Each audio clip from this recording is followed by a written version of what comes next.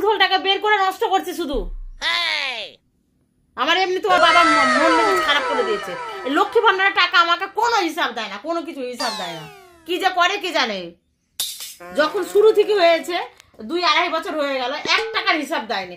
ATM ওর কাছে, বই ওর কাছে, সবকিছু ওর কাছে, কিন্তু আমাকে ভুল করে হিসাব দেওয়া মনেই করে না। কি যে করে টাকাগুলো জানি না, ভালো লাগে না আমাকে। এই তুই নষ্ট করছিস কেন রে?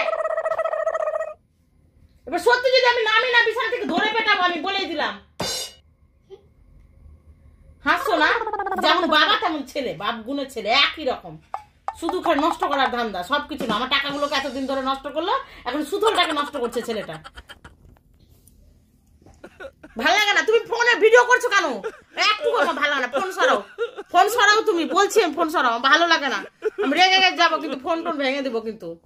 ফোন সরাও। টাকার কোনো দেয় না, টাকাই দেয় না আমাকে।